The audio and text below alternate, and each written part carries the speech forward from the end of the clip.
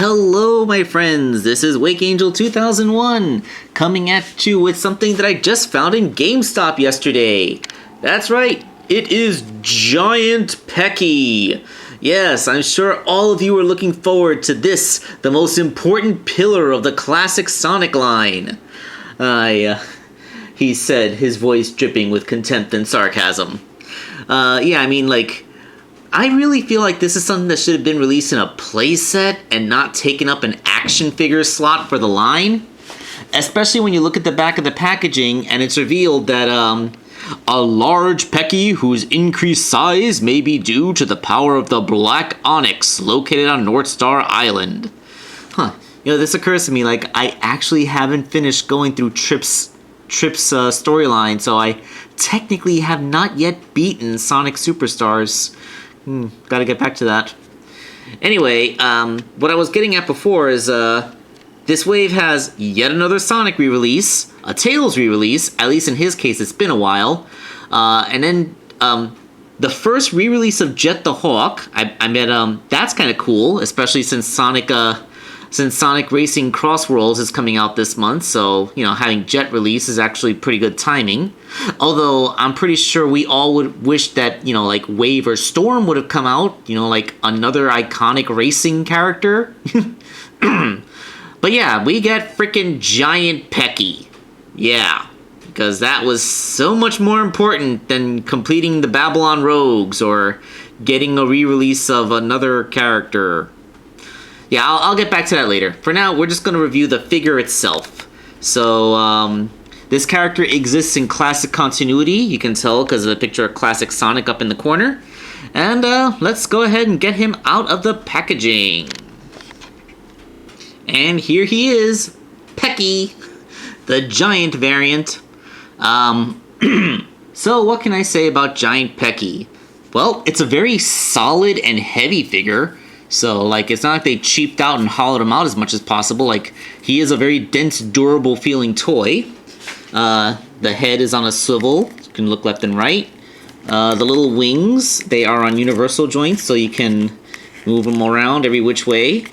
So, Pecky can wave. And the feet are on their own little swivels, so you can do that.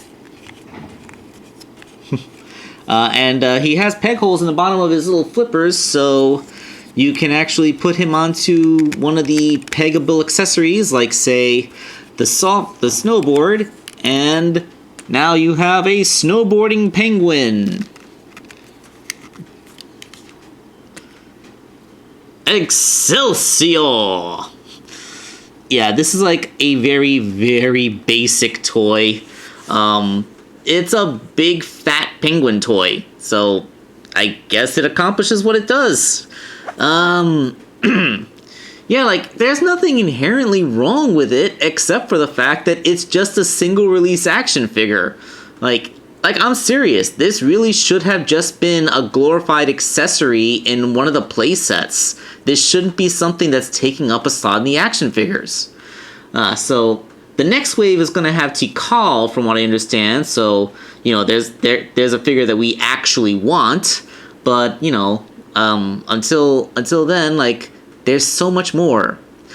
You know what? In fact, that's it. I'm done reviewing the figure. I mean, let's get some close-ups of the paint job so you can see, the streaks on his cheeks, his little penguin hair, it's all good.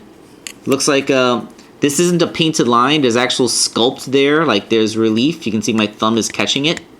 So, well-sculpted figure, well-painted figure. It's good. It's just that Giant Pecky is not a character. Alright, so, let us go to some overview where I can actually really get into what the purpose of this review video is. So please indulge me as I go off on a little rant. Oh, you know what? I totally forgot to bring up the accessory. It's the Dr. Eggman sign. Dr. Eggman sticker on both sides, so I guess you don't feel too bad for buying the Marvelous Queen set, which had the Sonic sticker on the other side. So, that thing is still exclusive to the Marvelous Queen playset for what it's worth. God, what is it with Sonic Superstars making the most redundant toy releases possible? Okay, now we're going to cut to my rant. So, here are my issues with Giant Pecky. Not the figure itself, but how Jakks Pacific is handling the line overall.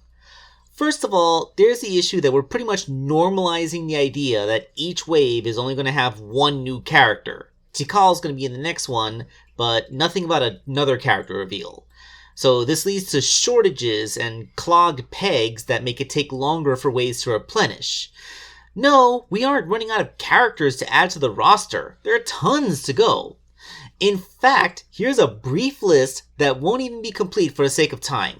So for the classic half of the line, we have Unmasked Trip, the other three members of the Hard-Boiled Heavies, Bark and Bean, classic versions of the Chaotix, which can also include Heavy and Bomb, Mechasonic Mark II, Metal Knuckles, and the Tails doll.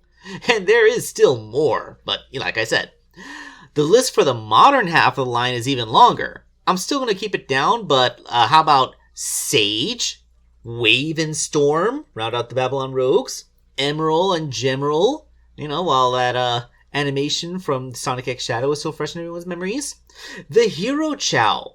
In fact, let's get Tangle and Whisper out of the Sega Heroes line and bring them and any future IDW characters over to this line. The Walmart exclusivity is really hurting that line.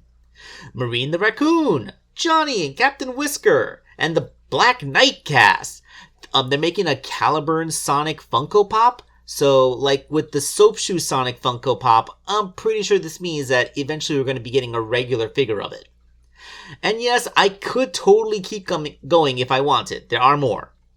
So, the fact that the only new character slot for this wave is basically wasted on a non-character like Giant Pecky is borderline offensive.